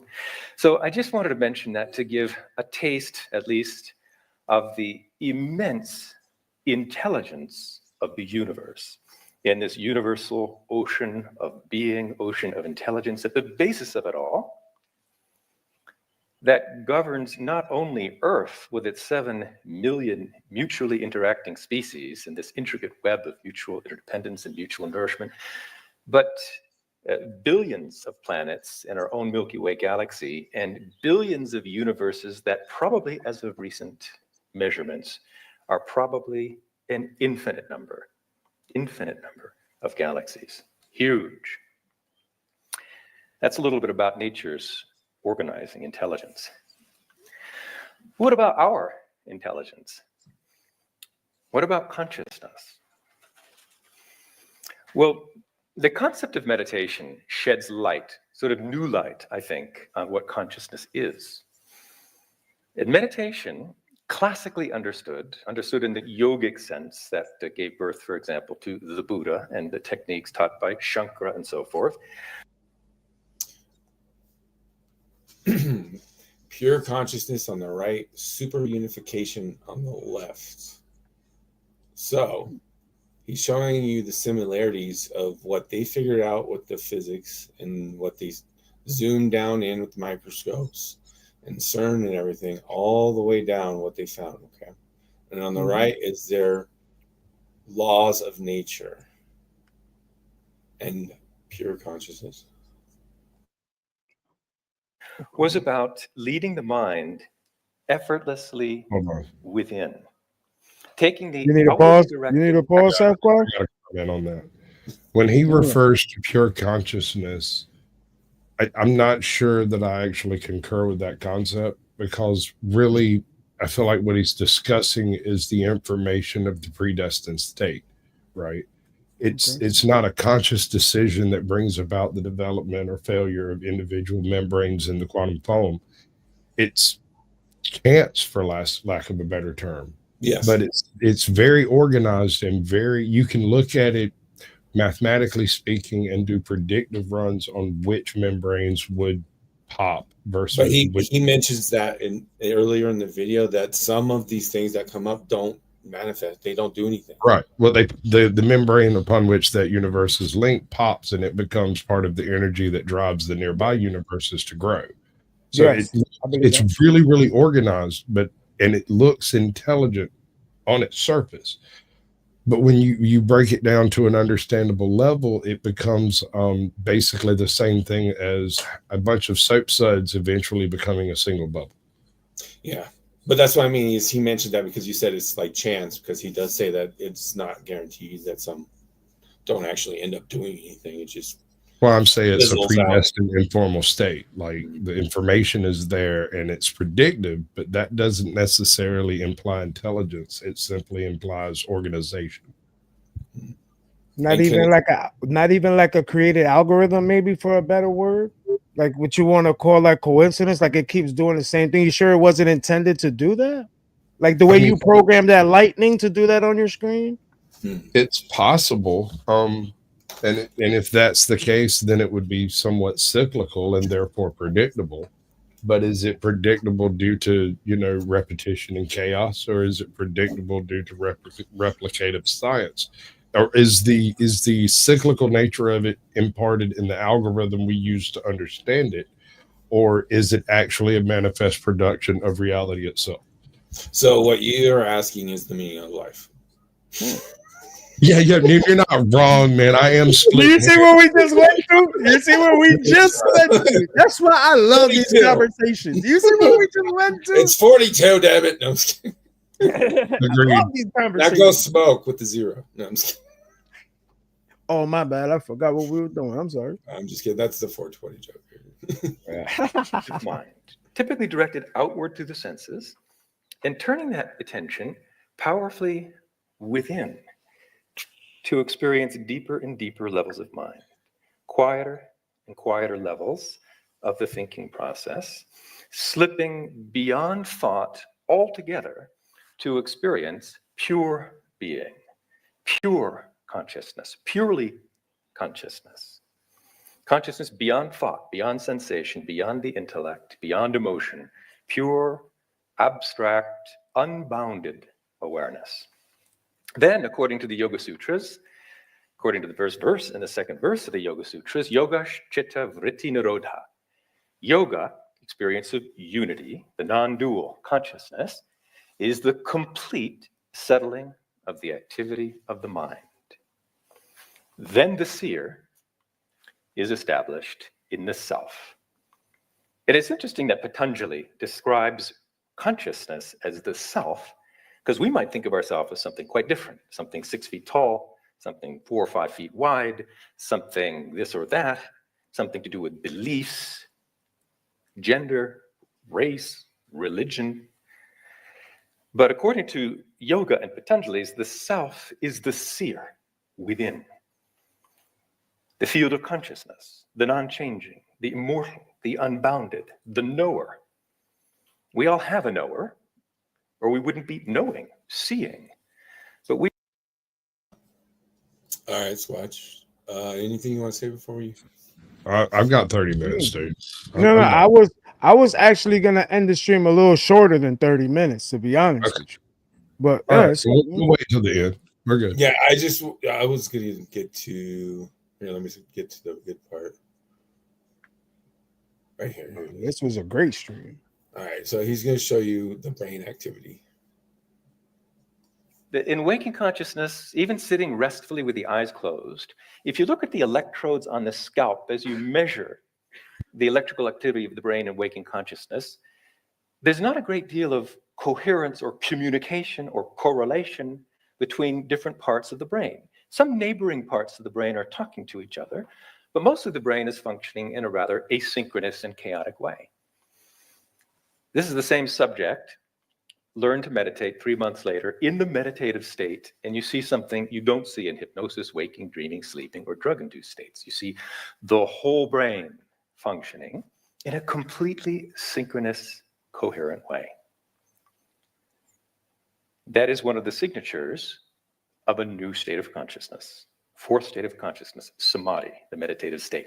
Now, in addition to simply being interesting, for practical purposes, orderly brain functioning is a good thing.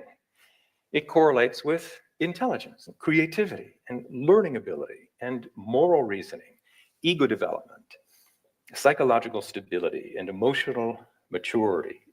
Everything good about the brain depends on its orderly functioning. And when people experience samadhi regularly, you see marked improvements in every measure of human intelligence, highly significant improvements, which suggests that transcending is good for you. It's also very good for the health, but I won't go into that. Something real is happening, something very different is happening, something rather radical is going on in the meditative state of samadhi. But back to the. So that was the important part of all this, is like they teach you to have no thoughts, essentially, or like they'll teach you to rephrase a word over and over again, whatever your mantra is or whatever. when you're meditating. And so that way you clear the mind and you zero it into that like abstract from thought. So it's like a point when you're just in receiving awareness of yourself and the surrounding as best as you can without thinking about it. Okay. So that's how you do the genius work of developing your mind into a genius level mind. Awesome. And some people are born with like Asperger's, autism, ADHD, and their minds have that meditative state that happens for a few seconds out of nowhere. Mm-hmm. And it's random. And they're like, oh, this dude's not paying attention. There's something wrong with him. No, he's meditating. Yeah, man. So Definitely. how far down the meditation rabbit hole is a waking dream state?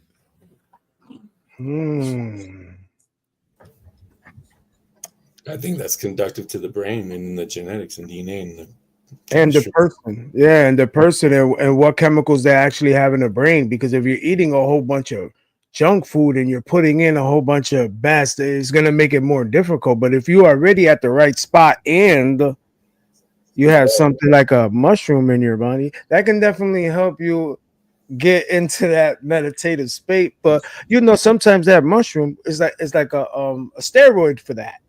Well, what happens is your ego gets mixed in there, and that's why people have bad trips. So I've never. Go ahead. The reason I ask is anytime in my life I've ever reached a point where I just had no idea what to do. I was completely clueless. I've got these choices. I don't know what to do. Or I've got this problem and I don't know why or whatever. The idea of sleeping on it sounds lazy. But I've had a personal event that has made me a full-blown believer on it. I had a car that I purchased, worked perfectly fine. Popped a belt, replaced the belt, and suddenly it runs hot everywhere I go. Just a little bit, not enough to make you want to stop, but enough to kind of make you nervous because it didn't used to do that, right?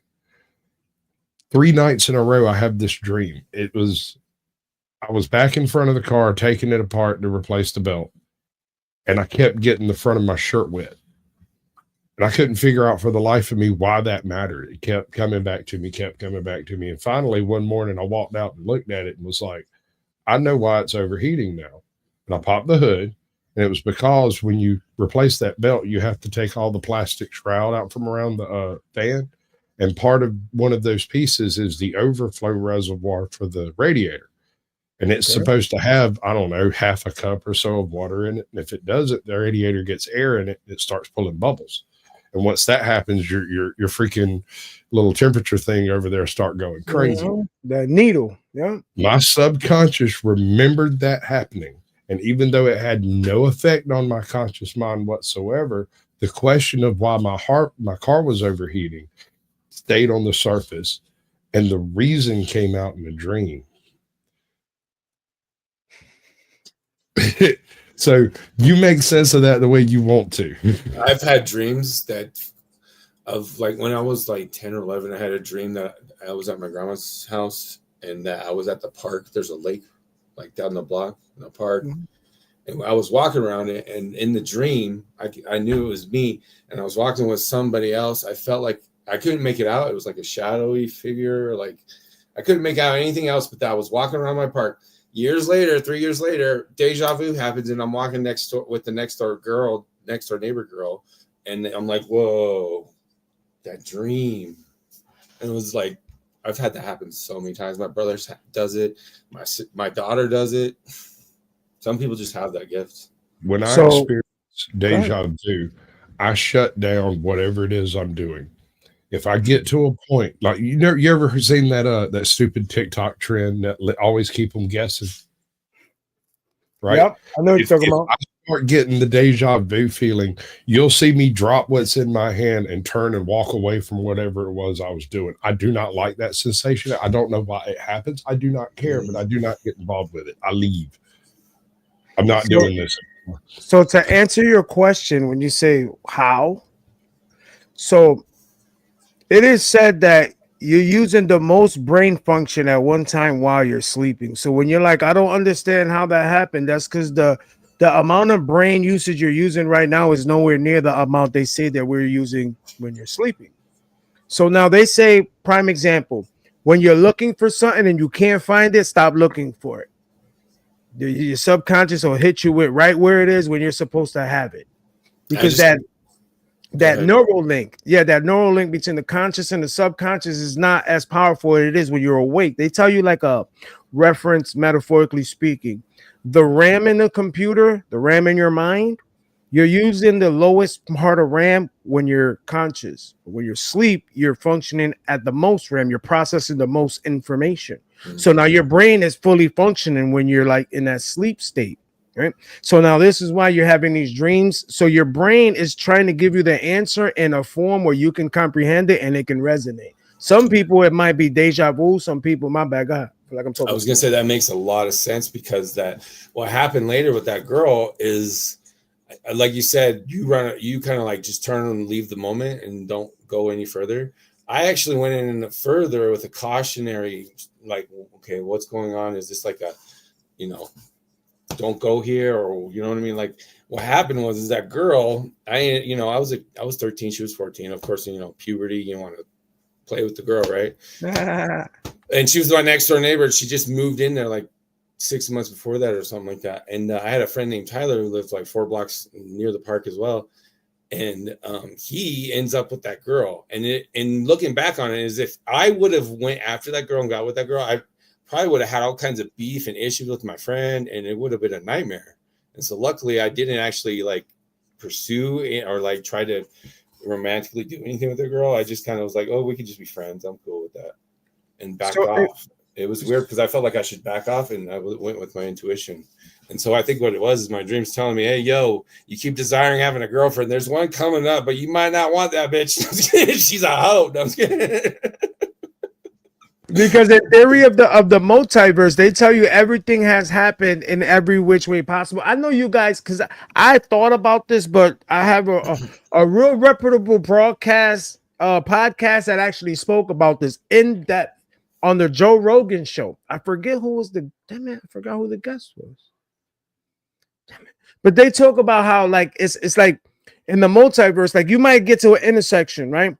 In this reality, you went straight. There's another reality where you turn right. There's another reality you turn left. There's another reality you're going the other way around. There's a whole nother reality that you're in the passenger seat. In essence, they saying you lived out every which form, fashion of every type of scenario in all scenarios at all times. So you're just in the resonant reality in that moment is what I'm guessing. So do you guys want to say anything before we check out? We've been up here 2.5 hours, man. And I want to say thank you to all the Caucasian Asian subscriptions, all his subscribers that pulled up, that show love in the chat section, all the subscribers I got. I want to say thank you to Mark, to Thoth. I keep calling you Mark Thoth.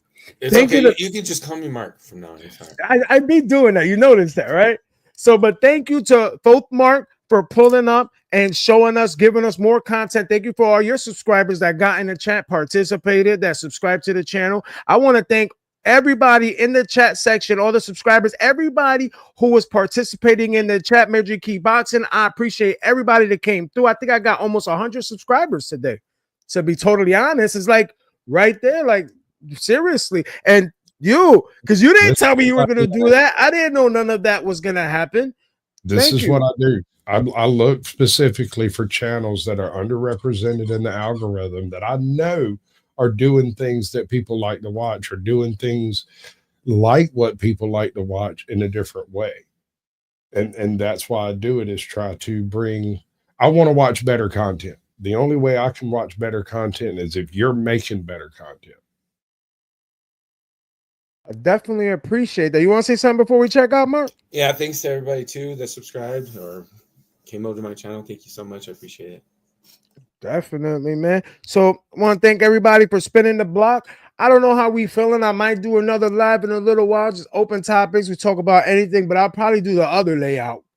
I mean, but it's something about this layout, man. This is only like the third one I've done like this. But definitely, man, we're gonna see what's going on, and keep the eyes out on that Stargate and the movie reaction. And I don't know who is into this as well, but Thoth Mark actually has a video on his channel about Atlantis and his theory on Atlantis, his spin on it. We're going to react to that.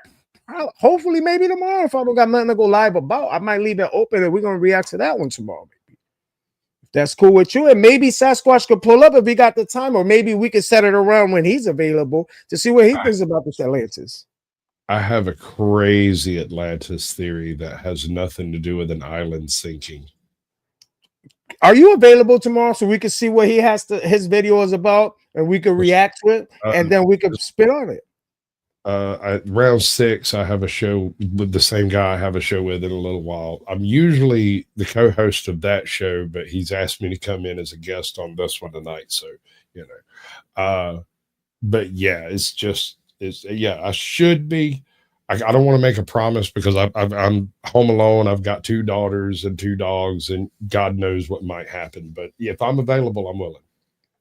How about during the day and the afternoon tomorrow? The afternoon should be fine. It's 2 o'clock East Coast time. I could schedule it maybe. As far as I know, that should be fine. I don't have anything planned, provided nothing weird happens, you know. Yeah, don't worry about it. We definitely got the contact information, but don't you guys go nowhere. I want to thank everybody for showing up. Be on the lookout for the scheduling. Thank you, everybody, for all the subscriptions. Hit that like button on the way out. I appreciate you. And by the way, make your day great. Don't let the day affect you. You affect the day. I believe in you, and I believe in yourself, and create your happiness.